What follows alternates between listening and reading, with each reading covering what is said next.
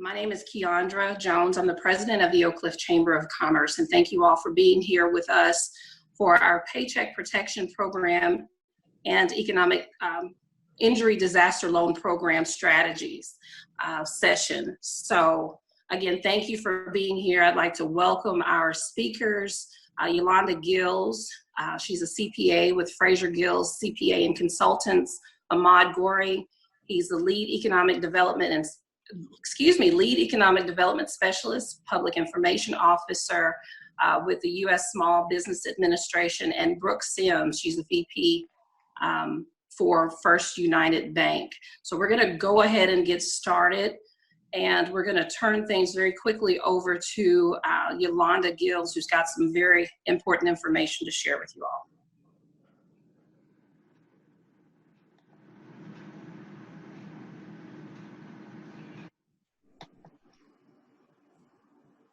So you're up, Yolanda. Okay. Good morning, everybody, or good afternoon. And thank you, Keandra, Orlando, and the entire Chamber of Commerce team for allowing us to participate in the conference. I thank you guys for your foresight and your leadership in getting the word out. And that's what it's all about, surviving and thriving. What should we be doing now for the COVID-19?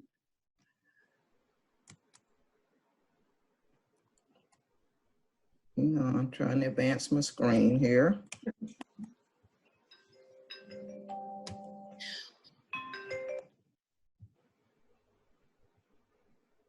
So while Yolanda is pulling that together, she's going to be talking to us today about why things may not be as bad as they appear and how you can start planning for the future. So she's going to give us some strategy as to how we can implement those plans. Okay, so why things may not be as bad as they appear. And I really don't want to minimize this pandemic because, folks, it is very, very serious. People are sick. People are losing their jobs, but I'm addressing this from a small business or business perspective, and also from a nonprofit organization perspective. The first thing I want to say is, don't panic. We've been into the shelter in place for about 3 weeks now, and we're kind of settling in. If you were like me, when this shelter in place, shut down the businesses, shut down all the offices started, there was a very uneasy, queasy feeling to the point that, it was like, what do we do?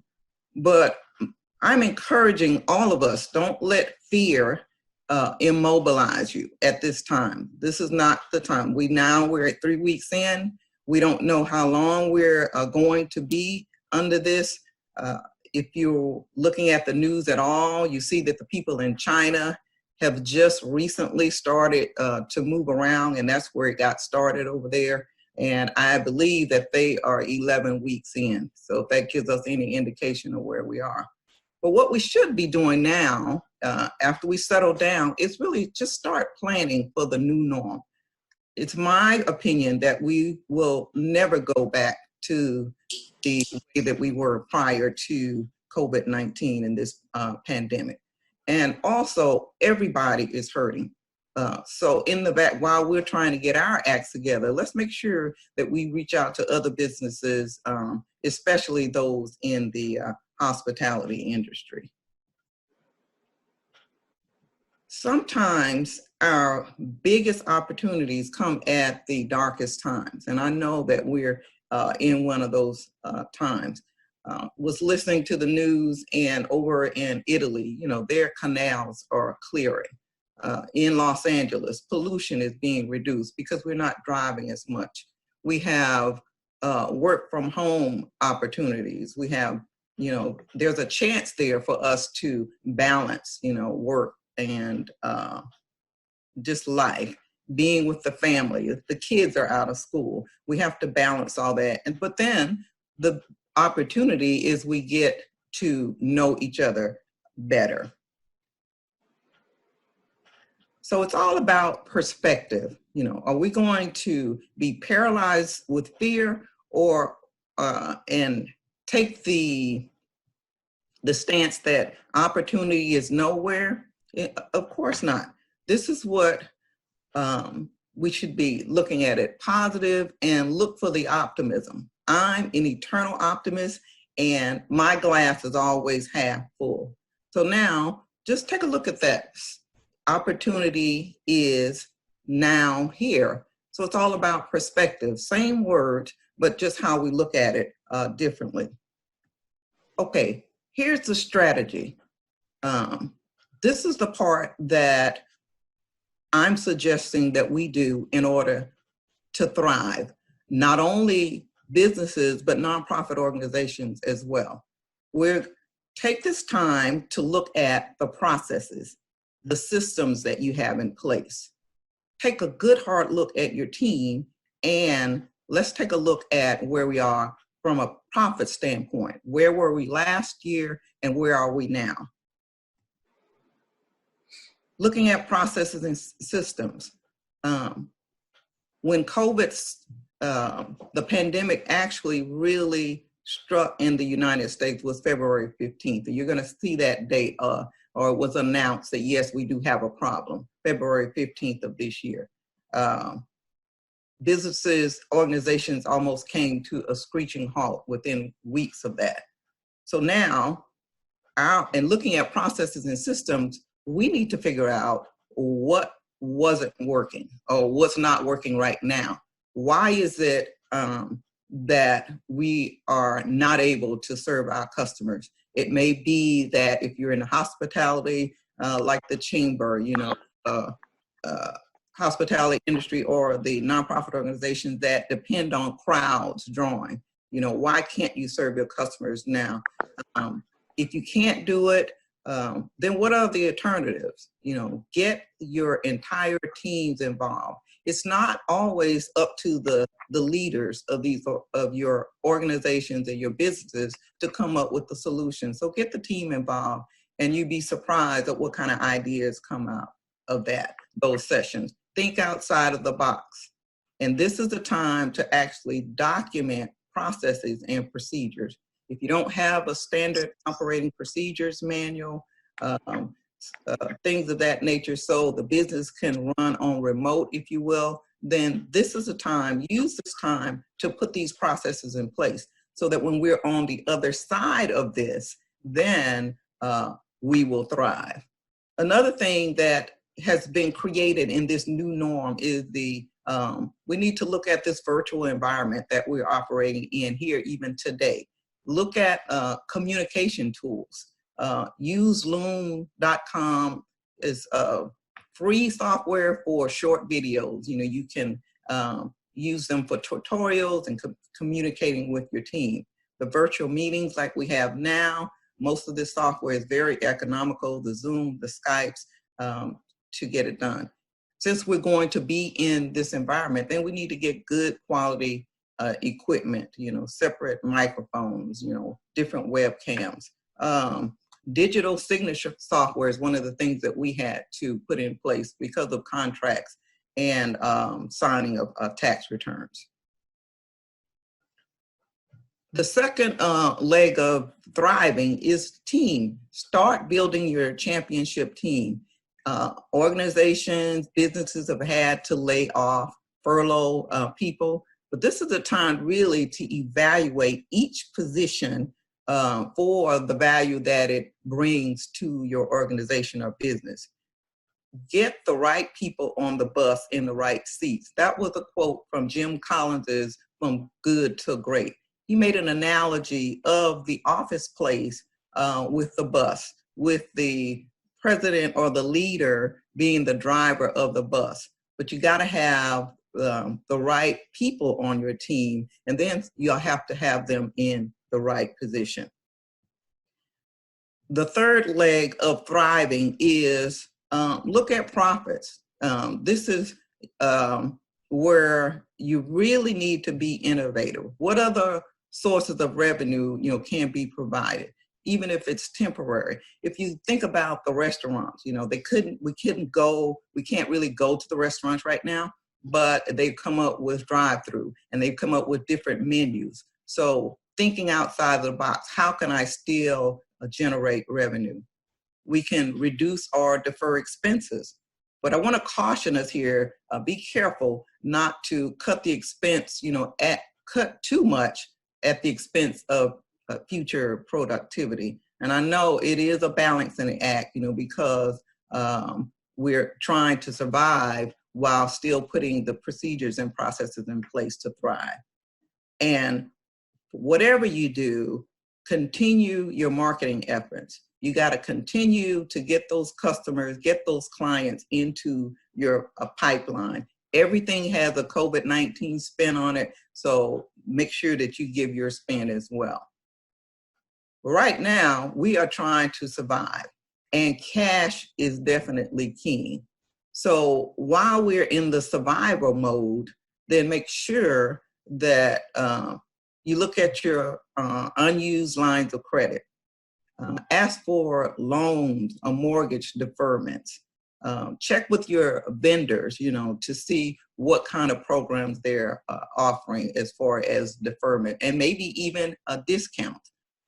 There are a lot of people willing to help out there. So be proactive and start working on your thriving, which would be the processes and systems, work on your team, and then look at your profit and how you're going to thrive once we get on the other side of this. We will get on the other side of this, and when we do, we have to be ready. But because cash is king, I'm going to turn it over to Ahmad Goree with the SBA, and he's going to tell us how the SBA is, what their role in this whole survival piece and the type of funding that's available.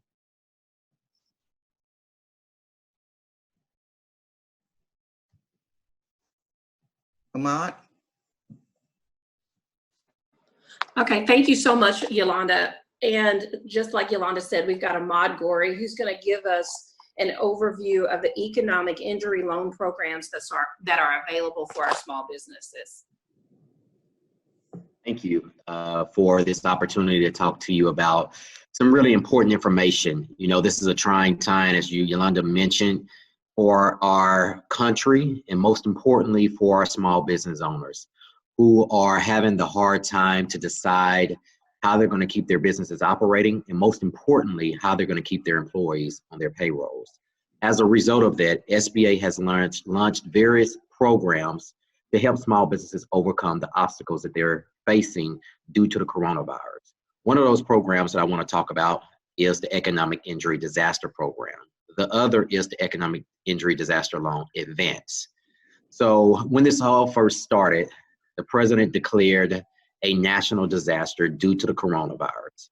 As a result, $50 billion was allocated for economic injury purposes for those businesses and nonprofits who may have suffered due to the coronavirus, which means their business experienced some type of interruption in either sales, revenue, operating expenses, and again, that ability to be able to pay their employees.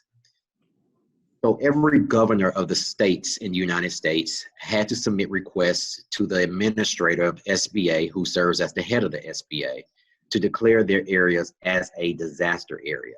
So the administrator approved all 50 states. So any small business that is eligible or any nonprofit that is eligible can apply today for economic injury disaster loans. So who is eligible? We talked about that. Those are small businesses. So if you are a small business, and small business is defined by your industry, so you could go to SBA's website, sba.gov, and look at our industry codes or NEXT codes. Some businesses, it will be by revenue, and other businesses, it will be by number of employees. These loans are, again, for working capital purposes. What is the criteria for being approved? So SBA is going to look at your credit history. Although that is a factor, it would not be the determining factor on if you will be approved for this loan or not. Repayment ability. Of course, this is a loan that requires repayment. So they are going to look at your ability to repay the loan. Eligibility, we talked about that. Every business that is in a disaster area, the whole United States is a declared disaster for this situation. So businesses that are in the United States that have experienced some difficulty can be eligible for this program. So what are these features of this particular loan? So these loans go up to $2 million. They have an interest rate of 3.75 for for-profit businesses and 2.75 for nonprofit businesses. And these interest rates stick with the life of the loan, which can go up to 30 years depending on your repayment ability.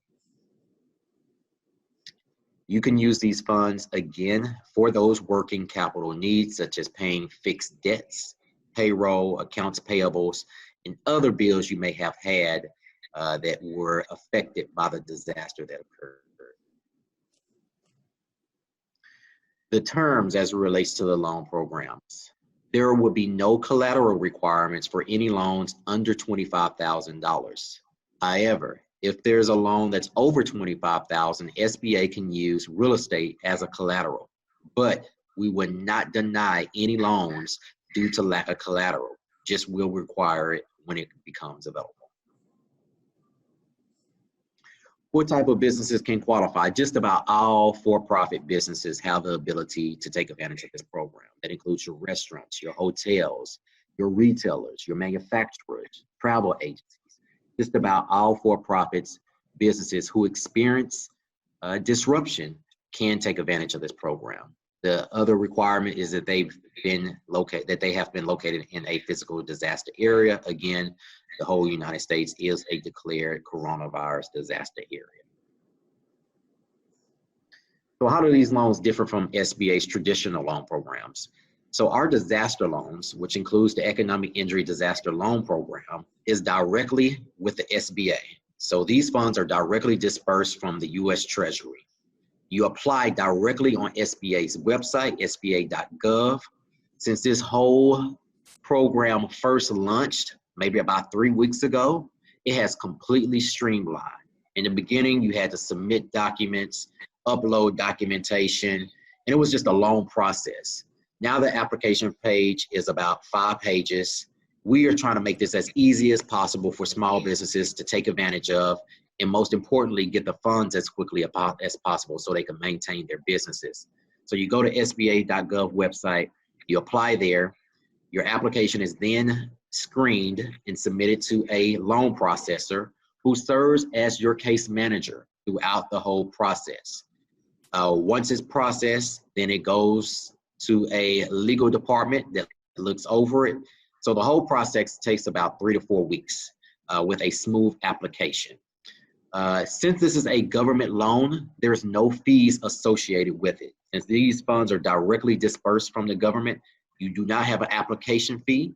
There is no obligation to take the loan if you're offered it. So if you think that another program may be better suitable for your business, you have up to 6 months to decide if you want to take this loan or not after it's approved. The maximum unsecured amount is $25,000. And if a business already has some type of SBA loan, they could still qualify for the Economic Injury Disaster Loan Program. You just can't use these loans to pay off other loans. So even though the application process has been extremely streamlined, which means you don't have to upload any documentation at the time of application. However, these are documents that SBA may come back and ask you for to verify certain things to make sure that you get the best amount of loan possible. So if you have these things available, have them handy.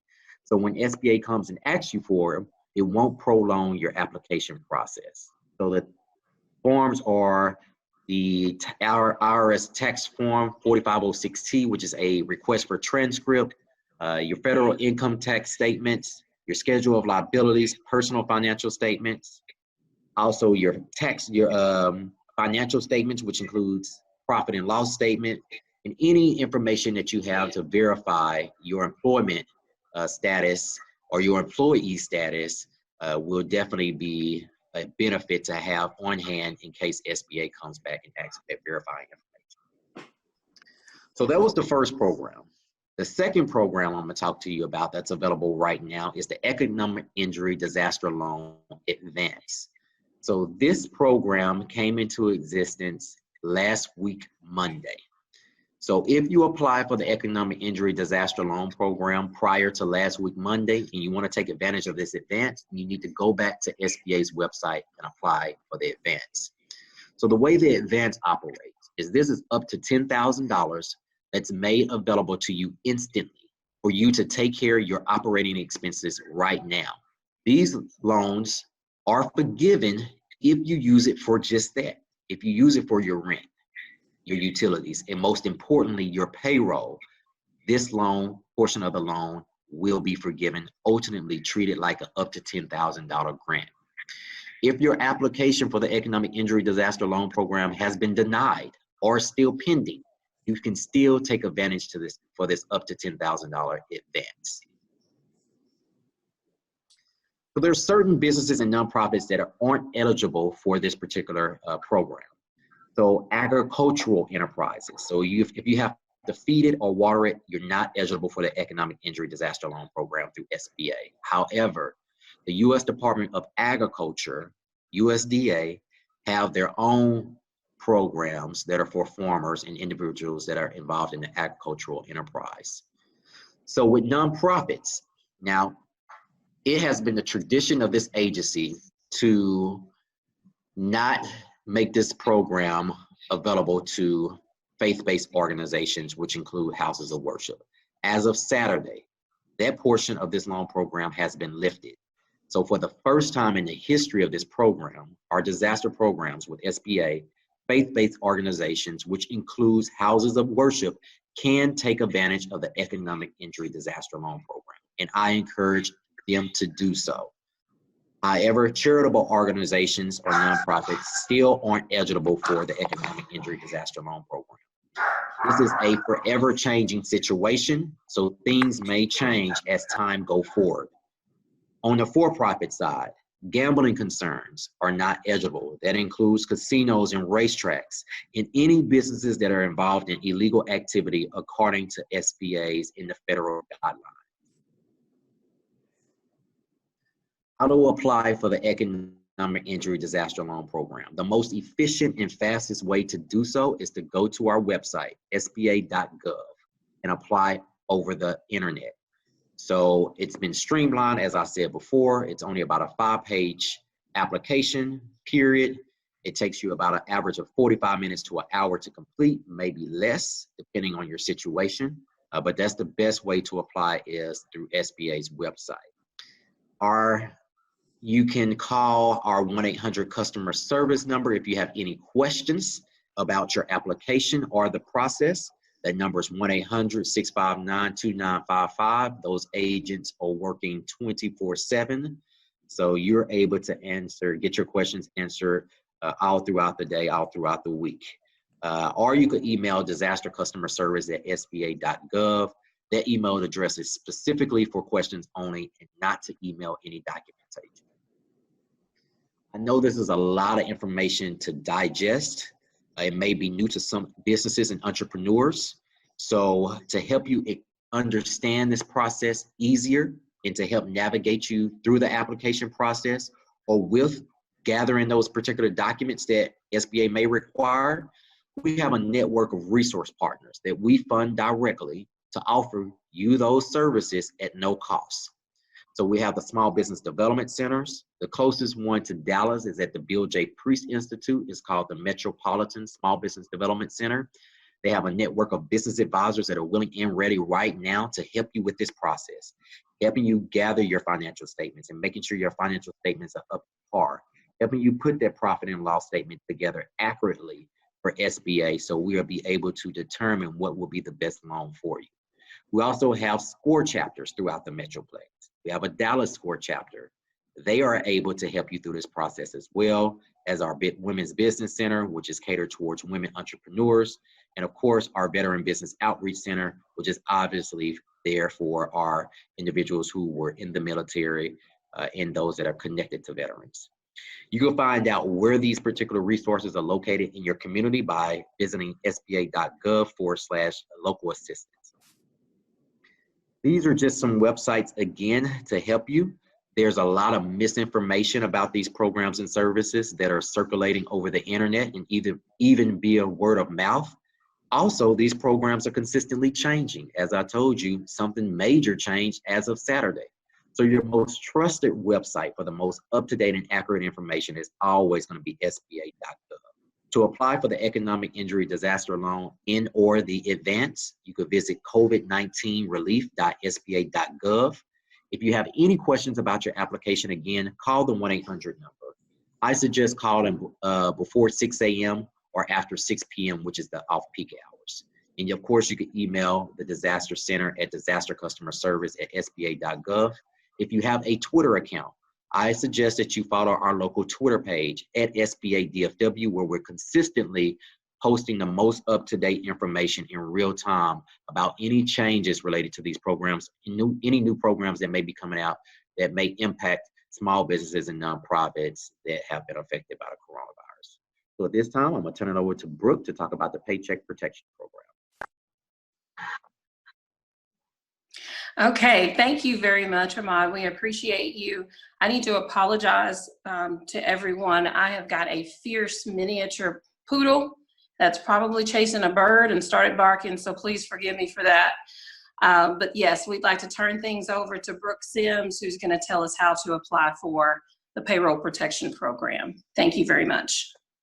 Awesome. Good afternoon. I'm going to start sharing my screen.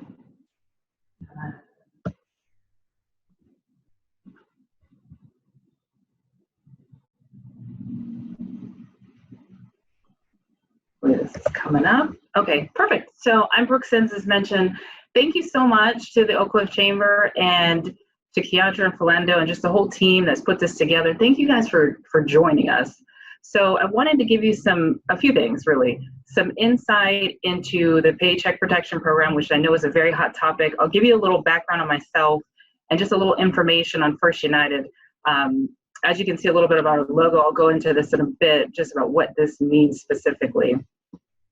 So the high-level view, I serve as the Commercial Banking Vice President of Treasury Management for the Dallas market at First United Bank. I am definitely honored to be an Oak Cliff resident. I came to Dallas to go to Paul Quinn College, is where I got my bachelor's degree. Have a wonderful husband that I met at Paul Quinn, and I'm a mom of 2 beautiful active girls. I am here and have a heart to serve and to help. You can see there's a number of organizations that I volunteer with or serve in some capacity. And my contact information is here, and I'll provide that to you as well at the end. So if you want to reach out with any questions, if you need any assistance, there's my email address, brooke.sims@firstunitedbank.com, as well as my office line. My office is actually between home lately and Uptown, so we border Clyde Warren Park. A little bit about First United Bank. I'll give you kind of the high-level view and some things that are not listed here, but I wanted to include this because this really captures who we are. So First United Bank has been in business for 120 years. We're based out of Durant, Oklahoma. We have a footprint through Oklahoma and Texas, and we are a privately held bank.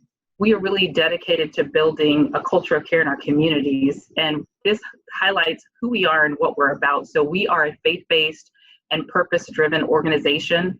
Our purpose is to inspire and empower others to spend life wisely, and that others is a broad view of just others that we touch. And so that includes our customers, our employees, our shareholders, our community, our vendors, our partners. Everybody's involved in how we spend life wisely. We really focus on knowing, living, and doing what's right.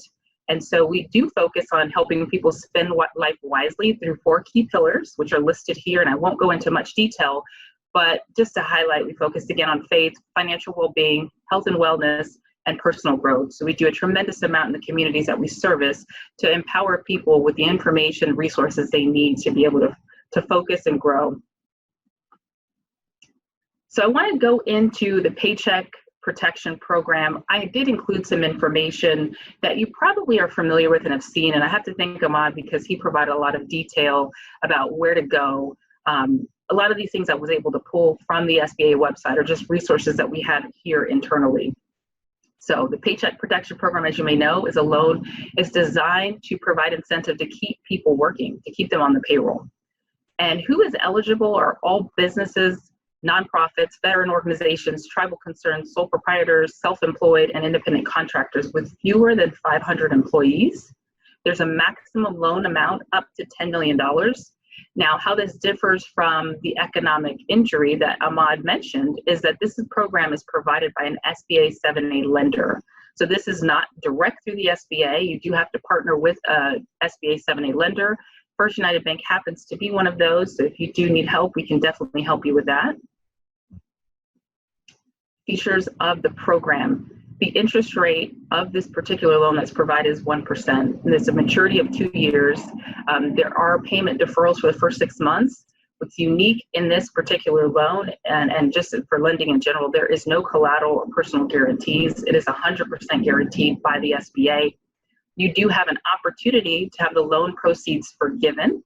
And that is, of course, if you follow the guidelines designated by the SBA of how you can utilize the funds. There are additional guidelines that are on the SBA website, so you can reference that if you have questions there. To give you a little deeper insight, the Paycheck Protection Program does provide a loan, and it's looking at your average monthly payroll cost. And so how we get to that particular number is taking a view of a 12-month scope of your payroll, and we'll divide that down to get your average monthly. We get the loan request amount by multiplying that average monthly cost by 2.5. And so this process is designed to be very user-friendly. And again, it's eligible for loan forgiveness. The application is pretty simple. It's not too detailed or too long. Some key points that may be very important to you, and I'll give you some additional tips as well. So there's been a lot of questions around compensation, especially for businesses that have employees that are compensated over $100,000 a year. And so your payroll costs exclude compensation paid to individuals or for the self-employed that's over $100,000. So if you happen to have anybody on your payroll that does make more than $100,000, even if it's you, the owner, and you're on payroll over $100,000, you can include compensation up to $100,000 when you calculate your payroll. I did highlight in yellow below a little bit about 1099, and the reason I did that is because this is one of the most frequent questions we get is when we're calculating payroll costs, what can be included and who can be included? And surprisingly, there are a very large number of businesses that operate with independent contractors, and they consider them a part of their payroll cost. For this particular program for business applications, cannot include a 1099 or independent contractor that you're working with in your payroll calculations for your loan proceeds. Employers also must certify that they're going to maintain the average full-time equivalent employment, or they're going to be able to rehire employees that have been furloughed. Your forgiveness time period is 8 weeks from the date of the origination of the loan. And this comes up quite often as well. If you're in the process currently, you are working on and submitted an application, that is not when your 8-week period starts. It is from the origination of the loan. So once you get correspondence that your loan has been originated and funded, that's when your 8-week period starts. And that is the time frame that you'll have to use the proceeds aligned with the SBA guidelines to be eligible for forgiveness. Loan forgiveness can be reduced. So if you think of loan forgiveness, it's essentially taking a loan and now considering it more of a grant, meaning that you don't have to repay that. There is no interest, there's no payments coming, but you have an opportunity for all of it to be repaid, but it can be reduced. So per the guidelines that have been outlined by the Treasury, it does dictate that you have to show at least 75% of the proceeds are used towards payroll. There are other categories that are eligible for forgiveness, which are mortgage interest, rent, and utilities. Outside of those designated areas, per the guidelines we have, you could have to pay the loan. So it would negate the forgiveness option. So important dates, as you may be aware, and you may have even already submitted your application, the application process started for businesses and nonprofits and the other entities that I mentioned on April the 3rd. Applications for independent contractors and sole proprietors can be submitted starting this Friday, April the 10th. And as you may know, the PPP program is available through June 30th. So I want to give you some additional things that I may actually send this over to the chamber to distribute this to you as well. Some additional tips and just things we've learned in the process. I think Ahmad definitely said it best when he mentioned a couple times that things are changing. And as we've kicked off and been working with clients and prospects, we have noticed there have been updates, little updates, like changing any interest rate for the loan or information that's required. So as you approach these options for your business, keep an open mind, definitely follow your lender and submit the information they need, but just be open to the fact that changes may come. And as a lending institution, we try to do our best to make sure we are updating clients and prospects with the information that they need. But that's one of the key things. Second thing, if you're going through this process, you may have already noticed that banks are swamped. It is extremely busy. I think of it like we are knee deep, no sleep. It is constant it feels like 24/7, but it's a lot of time and energy that's been spent. I can certainly say for First United Bank, and I would imagine other financial institutions. And why I mention that is that we are trying our very best to get through as much as we can. The easiest things, or I guess the things that would make your process quicker and more efficient, is to follow the guidelines that have been outlined by your bank. When you can complete an application, little things, they may seem like just kind of a common sense deal, but we get a lot of information in. And so first thing first, complete your application in its entirety. Please read it very carefully so you understand and answer the questions appropriately. One of the things that we do see is that applicants will send an application in without the required ownership information, without contact information. They will also skim through and just check no to all their questions without realizing that one of the key questions on the application asks if the applicant's employee base is, if their primary residence is in the US. And so we see a lot of people check no to that, and that could have a detriment to your application. So just as you're going through the process, please be very careful in how you're completing the application. Again, fill out everything in its entirety. Do remember that as you're calculating your payroll costs, 1099 contractors are not included for a business payroll cost.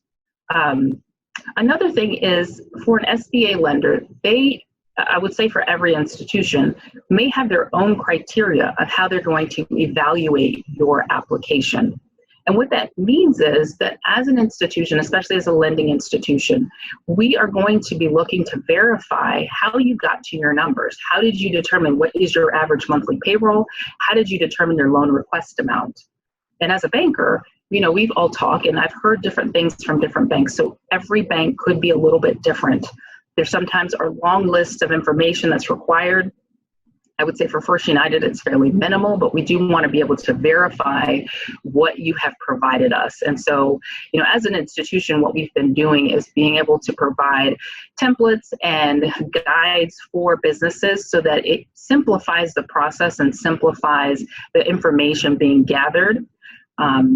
Another key thing is we do need information. For any owner that has ownership in multiple businesses, there is an addendum that is required. So we have to understand what ownership looks like for that particular business owner. Another thing that we have found is that we need ownership information up to at least 51% for any particular business. That's important just because, again, we just see all kinds of different information being submitted, and we have to have the ownership details.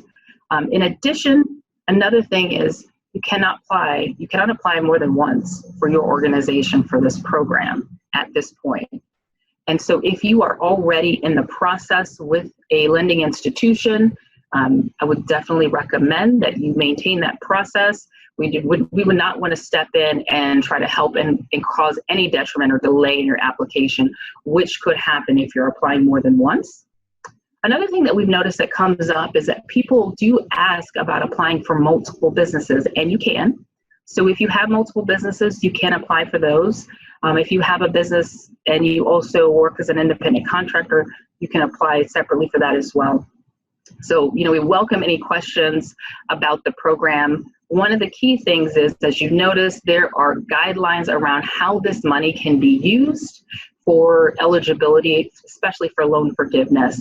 And since you can apply for the PPP and the economic injury disaster loan, you just have to keep in mind that you can't use the proceeds for the exact same purpose at this time.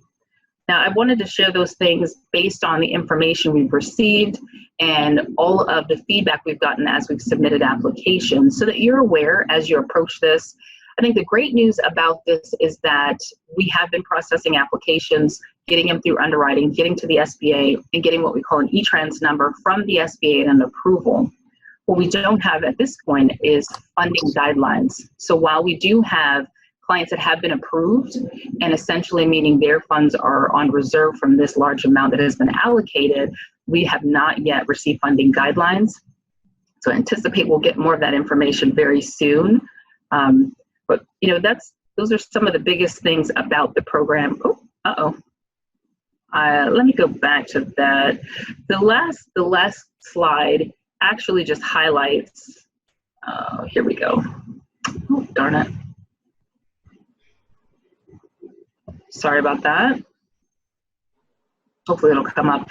If not, I'll definitely share it with you. What it is, again, was just my contact information as well as information about the bank. So we do get a lot of questions about, are you still accepting applications? And as you may have experienced or heard, there's a number of institutions who have their own criteria. Maybe they're servicing only their client base, or clients that have existing lending relationship, or they've maxed out and just can't help any more of their clients.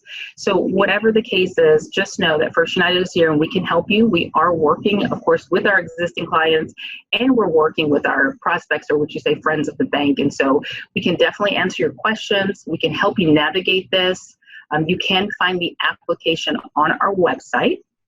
You can also submit it on our website, or you can call it or contact the lender directly. So I had included my information on that last slide, and if we send this out, you'll see that you can definitely contact me directly.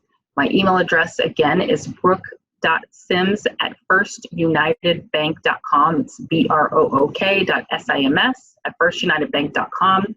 My office number is also there. It's 972-236-7710.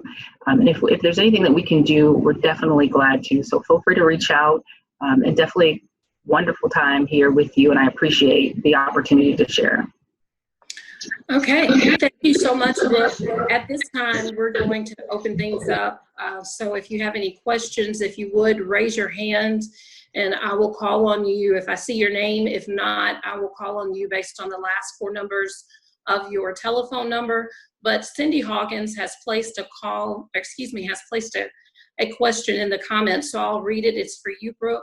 So if you have a self-employed business reported on a Schedule C and you have employees, can the average payroll also include net income of the business to include the owner's pay along with the employee payroll? I'm trying to take myself on mute. Cindy, thank you. That's a great question. So it says, you have employees, can the average payroll also include the net income of the business to include the owner's pay along with the employee payroll? I'll have to circle back to you. To my knowledge, you cannot include that, but that's a unique question. And so I'm happy to just check in with our SBA team to make sure that's something that you can or cannot include, and I can absolutely provide you some information about that. Okay, awesome. Okay, I don't see any hands raised. Is there someone that has any questions for any of our speakers? No? Okay, we have recorded this conference, and so what we can do is send the slides out to everyone who's attended the conference, and it includes all of their contact information should you have a question at a later time. Do any of our speakers have any closing remarks that they'd like to give? Yeah, this is Brooke. I am happy to close just on my part. I sincerely appreciate you, as I've mentioned. Definitely glad to connect with the Oak Cliff Chamber and just the Oak Cliff Business and Residential Network. It's definitely a pleasure. If there's anything we can do at First United to help you, we're absolutely glad. We do have programs in place in case you are a First United customer, especially around your business or personal accounts. your mortgages. We do have a deferment program in place. Our locations actually are open by appointment. So we're mainly working remotely, but if you do have an interest and a need to come to the bank, you can definitely contact us and we can schedule an appointment and try to follow the best we can our social distancing. But we're definitely glad to help. Thank you. Thank you. Any other closing remarks before I close things out? Keandra, this is Yolanda, and I want to say to you again and your entire team, thanks for allowing us to be a part of the panel. And I know that probably what's going to happen, as soon as we close it out, then somebody's going to come up with a question. We also are available to answer questions, no charge, because we want everybody to be able to take advantage of these survival of these bridge loans that are out there as far as what can be included. Just to share a little bit about the experience that we have, clients and customers that have already applied. And as Brook mentioned, we're getting questions from the lenders for clarification. So before you actually submit it, check with your accountant, your CPA, to make sure that those computations are reasonable and correct and follow the guidelines. Again, thank you all so much for attending the call. Be safe, follow the shelter-in-place guidelines, again, and reach out to us remotely or via email, and we can help. Thank you very much. Anything else?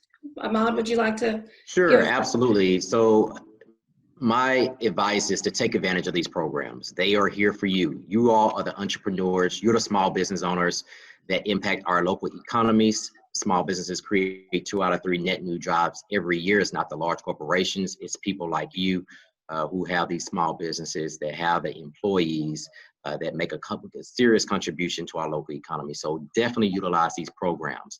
You as an entrepreneur, you can take advantage of all 3 of these programs. So take advantage of them. These are your tax dollars at work.